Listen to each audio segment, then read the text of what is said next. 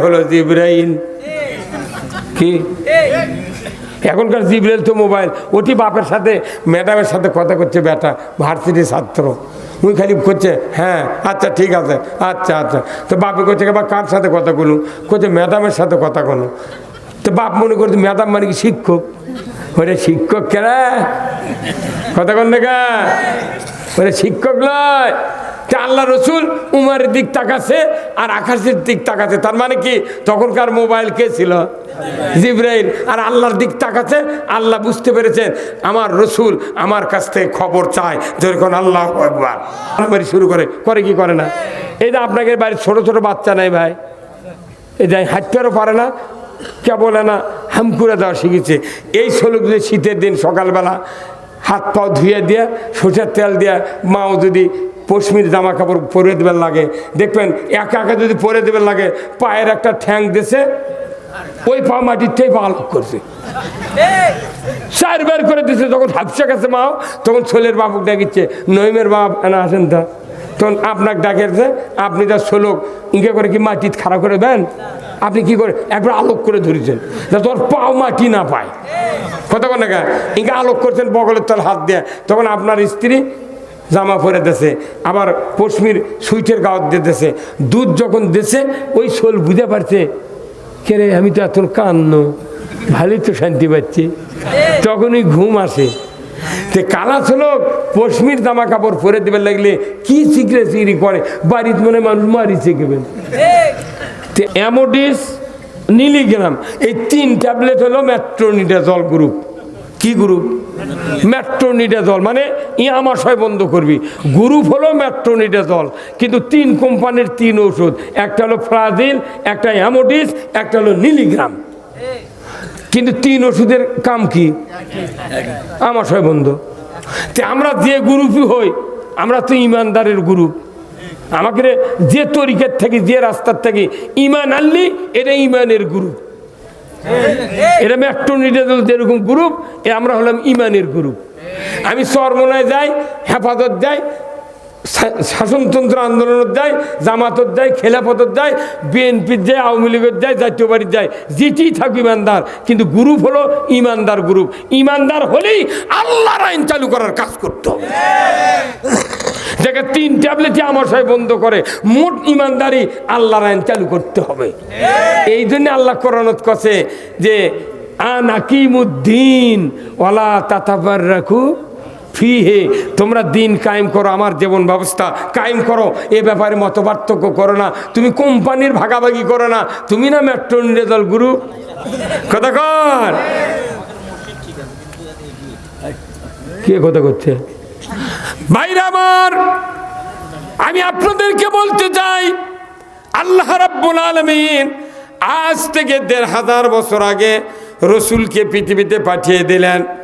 রসুল যান, মুহাম্মদ আপনি যান পৃথিবীর জমিনে, শুধুমাত্র একটা কাজ আপনার।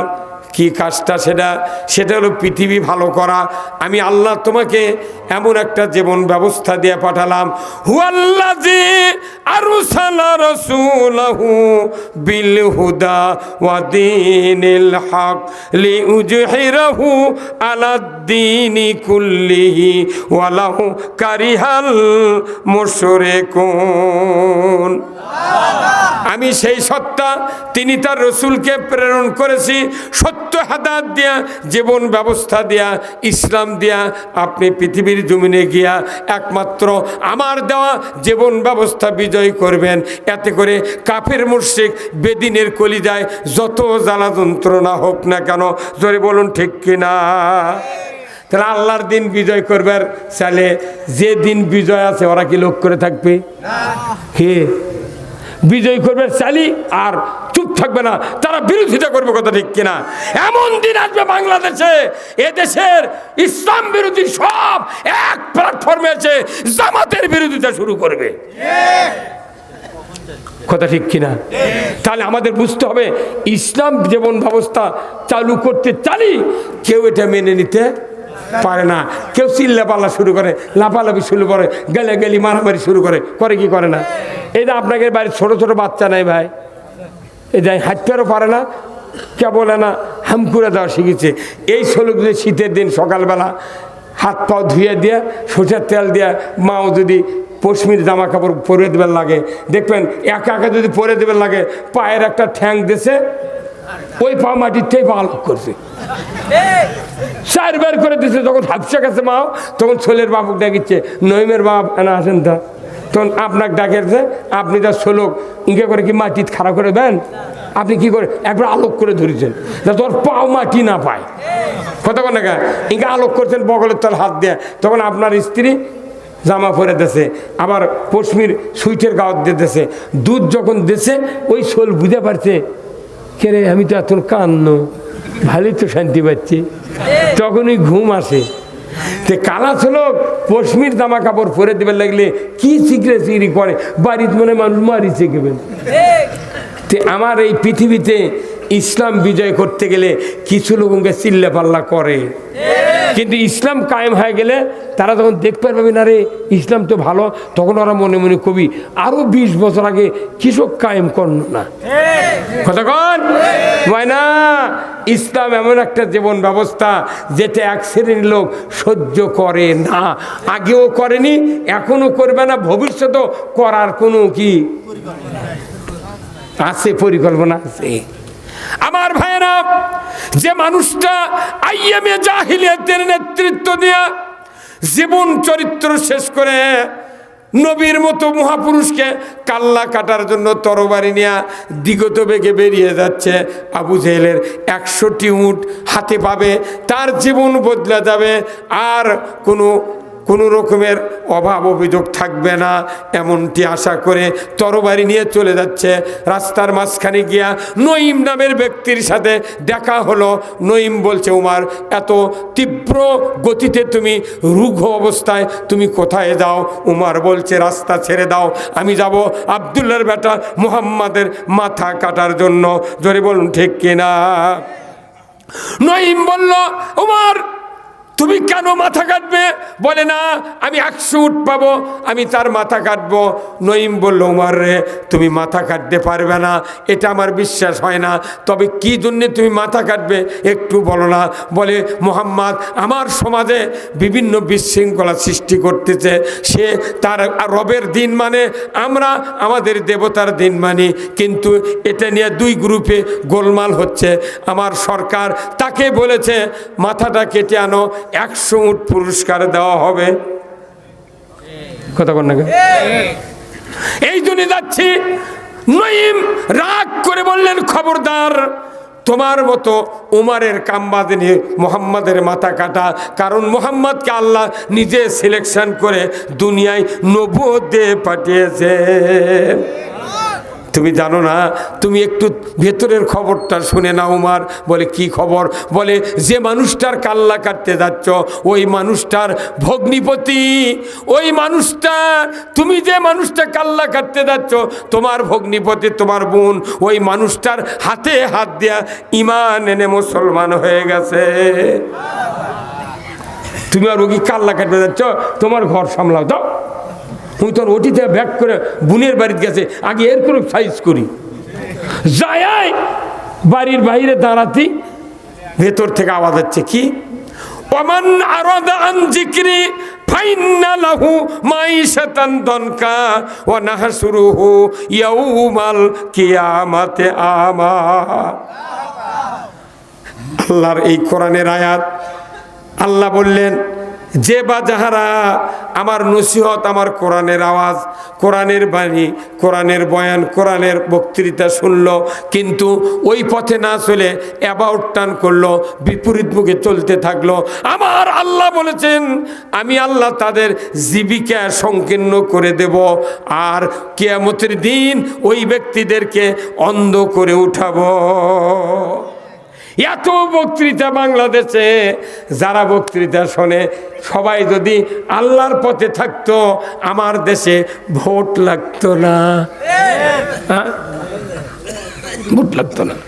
উমার শোনা পরেই এত রাগ পয়দা হলো, সর্বনাশ, এ কি কথা বলে, তাহলে এটা তো আল্লাহর কথা শোনালো মোহাম্মদ, সেই কথা আমাদের ভগ্নিপতির বাড়িতে আসলো।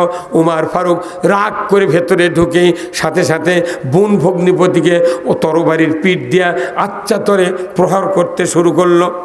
প্রহার করতে করতে এক পর্যায়ে তরবারির আঘাত ভগ্নিপতির মাথায় লেগে ফিনকি দিয়ে রক্ত বেরিয়ে যাচ্ছে।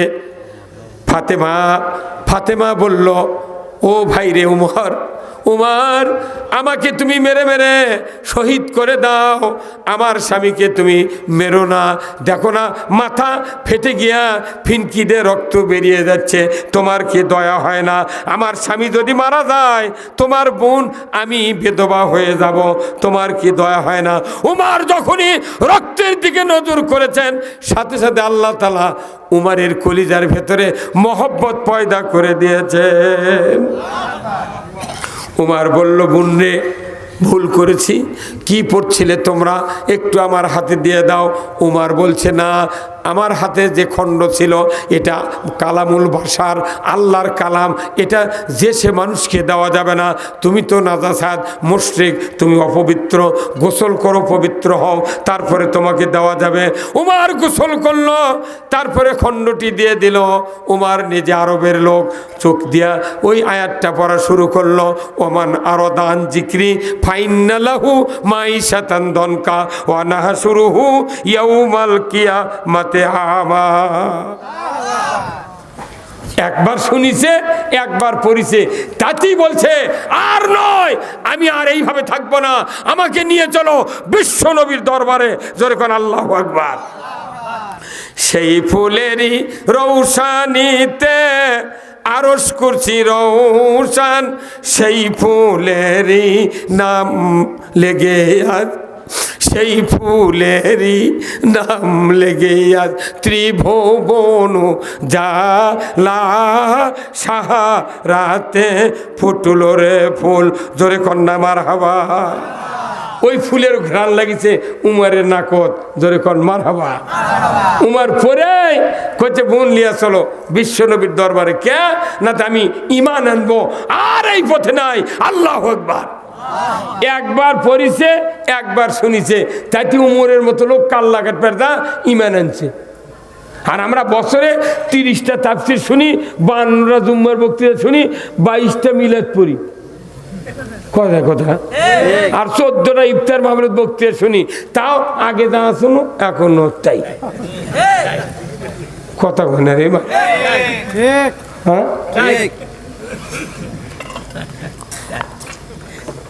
তাহলে এইভাবে যদি থাকি তাহলে কি হচ্ছে গ্রন্থ? আমাকে না বুদ্ধি দেন। কাল্লা কাটপার দেয়, একবার পড়িছে, একবার শুনিছে, তাতে ওর মগজ লড়ে গেছে।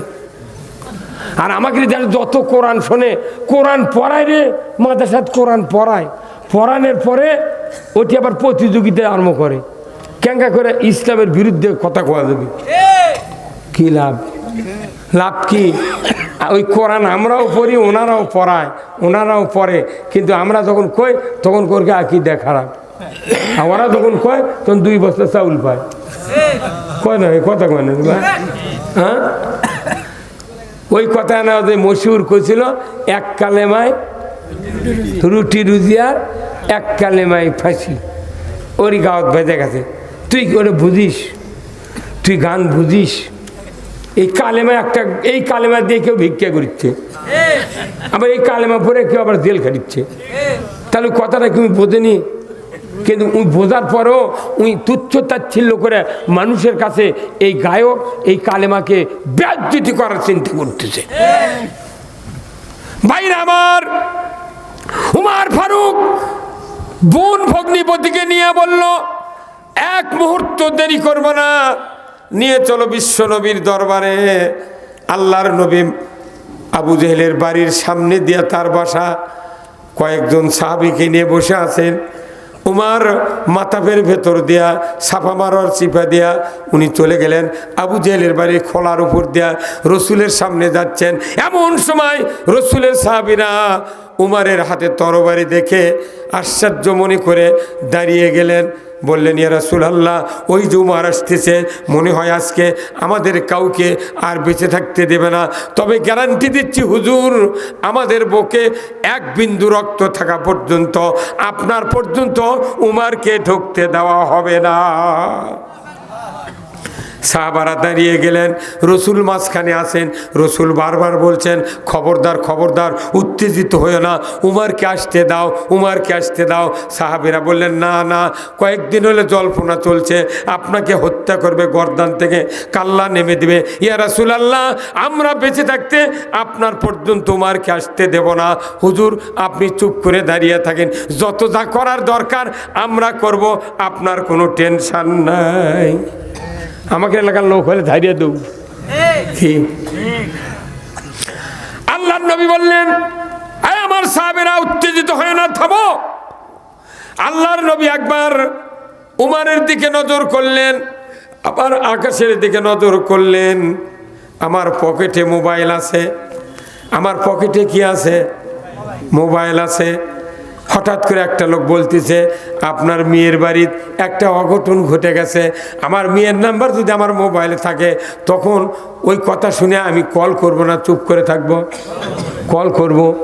ঠিক ওই সময়কার জিবরাইল হলো মোবাইল, আর এই সময়কার মোবাইল হলো জিবরাইল। কি এখনকার জিবরাইল তো মোবাইল, ওটি বাপের সাথে ম্যাডামের সাথে কথা করছে, বেটা ভার্সিটির ছাত্র, উনি খালি করছে হ্যাঁ আচ্ছা ঠিক আছে, আচ্ছা আচ্ছা। তো বাপে করছে, বা কার সাথে কথা বলুন? করছে ম্যাডামের সাথে কথা বলো। তো বাপ মনে করছে ম্যাডাম মানে কি শিক্ষক? ওরে শিক্ষক কেরা কথা কন না, ওরে শিক্ষক নয়। আল্লাহ রসুল উমারের দিক তাকাছে আর আকাশের দিক তাকাছে, তার মানে কি তখনকার মোবাইল কে ছিল? জিবরাইল। আর আল্লাহর দিক তাকাছে, আল্লাহ বুঝতে পেরেছেন আমার রসুল আমার কাছ থেকে খবর চায়, যেরকম আল্লাহু আকবার। জিবরাইলকে পাঠিয়ে দিলেন, জিবরাইল যাও, যাও রে জিবরাইল যাও। গত রাত্রিতে আমার হাবিব দুইজন নেতার পক্ষে দোয়া করেছিলেন, একজন হলেন আবু জাহেল আর একজন উমার। এই দুইজন নেতার পক্ষে দোয়া করার কারণে আমি উমারকে রসুলের দলের জন্য কবুল করেছি। ওই যে সাহাবীরা উত্তেজিত হয়েছে, রসুল পর্যন্ত উমারকে যেতে দেবে না, তুমি তাড়াতাড়ি করে রসুলের কানে কানে বলে আসো, হুজুর টেনশন নাই, আপনি রাস্তা করে দিতে বলেন, যে রাস্তা দিয়া ব্যারিকেড দিয়েছে সাহাবীরা উমার পর্যন্ত, আপনি পর্যন্ত রাস্তা করে দিতে বলেন। যে উমার তরবারি নিয়ে আসতেছে, ওই তরবারি ইসলামের বিরুদ্ধে, মুসলমানের বিরুদ্ধে এতদিন ছিল, আজকের এই সময় ওই উমারের তরবারি, উমারের মেধা শক্তি ইসলামের নিচে পদতলে বিক্রয় হয়ে যাবে। আপনি রাস্তা করে দিতে বলেন। সাথে সাথে জিবরাইল এসে রসুলকে বললেন, রসুল বললেন খবর এসে গেছে, তোমরা শান্ত হও। বলে কি খবর? গত রাত্রে দোয়া করছিলাম, আল্লাহ তুমি আবু জেহেল কিংবা উমারকে আমার রাস্তায় দিয়ে দাও। আল্লাহ তাআলা এই মাত্র জানিয়ে দিলেন উমারকে আমার রাস্তায় কবুল করেছে। নবী দোয়া করছে উমারের জন্য, আবু জেহেলের জন্য। আমরা তো দোয়া করা তো দূরের কথা, মরার দোয়া করে, মরলে বাঁচি, মরবের করলে কোনো হায়াত বাড়ে, কথা কন না, মরবের করলে হায়াত বাড়ে। উমার ফারুক আসার আগে রাস্তা তৈরি হয়ে গেল, রসুল দাঁড়িয়ে আছেন, উমার ডান হাতে তরবারি, রসুলের সামনে দাঁড়াছেন। এমন সময় রসুলের ডান হাত মোবারক দেয়া উমারের বাম হাত ধরে এত জোরে হুঙ্কার দিয়েছেন, রসুল বলেছেন, এই উমার, এইভাবে তুমি কতদিন থাকবা? হুঙ্কার দেওয়ার সাথে সাথে উমারের থরথরি কম্প শুরু হয়ে গেছে, হাত থেকে তরবারি পড়ে গেল। উমার কোমরটা হালিয়ে তরবারি নিয়ে বলি, ইয়া রাসূলুল্লাহ ভুল করেছি, এতদিন আপনাকে মসজিদে নামাজ পড়তে দেই নাই, আপনার বিরোধিতা করেছি, মুসলমানের বিরোধিতা করেছি, ইসলামের বিরোধিতা করেছি। হুজুর আমি বুঝতে পেরেছি, আজকে মাত্র একটাবার কোরআন পড়েছি, একটাবার শুনেছি। হুজুর আমার গোস্তা হাতটাকে মাফ করে দেন। আমার এই তরবারি এখন ইসলামের পক্ষের শক্তি হিসেবে কাজ করবে, তাড়াতাড়ি করে হাতটা বেরিয়ে দেন, আমি কালিমা পড়ে মুসলমান হয়ে যাব। এই যে মানুষের বিয়ে পড়ায় আমরা, এই যে বক্তৃতা করি, একটা লোক এখন আছে খোলো না, হুজুর আমরা বক্তৃতা শুনে ভালোই লাগিছে, আমাকে না জামাতত ভর্তি করে নেন তো। জীবনে কয়নি, জীবনে কয়নি। মসজিদের একটা মুক্তাদি কোনোদিন ইমাম কাছে কয়নি হুজুর আমার বাড়িতে যাবেন না, আমার বাড়ির বেটা আছে, বউ আছে, ওরা নামাজ পড়ে না, চলেন তো। আমি নামাজ বুঝেছি কিন্তু ওরা বোঝেনি, না চলেন তো। একটা মসজিদের ইমামও জীবনে বাড়িতে যায়নি। কথা বল না, তাহলে কি হতো, কি পরিবর্তন হলো? উমারে একবার শুনে একবার পরে কি পরিবর্তন হুজুর।